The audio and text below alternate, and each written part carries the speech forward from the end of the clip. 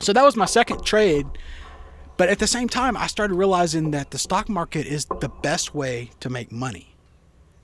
And it's passive income. And you're like, well, is it really passive? And it is, because I also invested my entire life savings in this new company. I don't know if you've ever heard of them. When I was in college, it's called Google.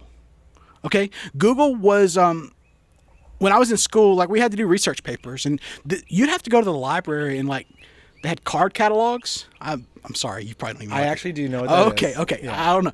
But we had to go to the card catalogs, and we had all these search engines, right? So I still remember, like, the best search engine when I was going to school was called Dogpile. Dogpile? So Dogpile would go to all of these different sources, and it would grab, like, type psychology, whatever it is. Like, whatever topic you don't really know about, it would go to all these different sources, and it would grab them. And it was pretty cool until this other company called Google came along. Google was a new company. Like, they were doing all this kind of cool stuff, but it wasn't quite put together yet. It was just like the bits and pieces. But enough to excite you, though. Well, I saw how useful it was compared to what I was doing in school. For what I needed from school. Like, compared to Dogpile, Google was 4 times better.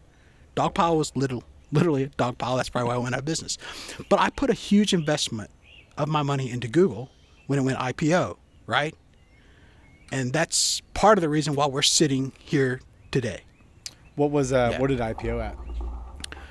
I have no idea, but I know that I took what my savings account was. It was like $6,000. Okay. And I put it in there. And I know that it returned really well over the last. I'll say that's a reasonable amount of money for a college grad. It's a lot of money. Recent for college me. grad. I was still in school. You were still in school. Yeah. So $6,000 to me now, $6,000 is a lot of money to throw after. It's relative, an IPO. right? An IPO, yeah. right?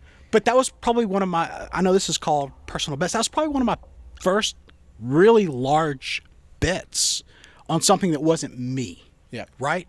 Like, giving someone else that much money didn't feel scary as much as different.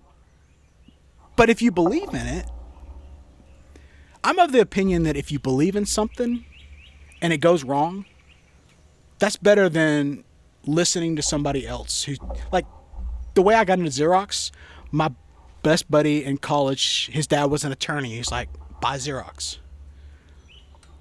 That's no way to make a bet for me. Like, if I see how a company is working and I know how the fundamentals kind of work, I don't even need to know all the numbers. I just need to know, what are they doing? Do I like it? And where is it going to be in 20, 30 years? And if I think it's going to be substantially higher, then I'm going to take that move. And it worked out really well for Google.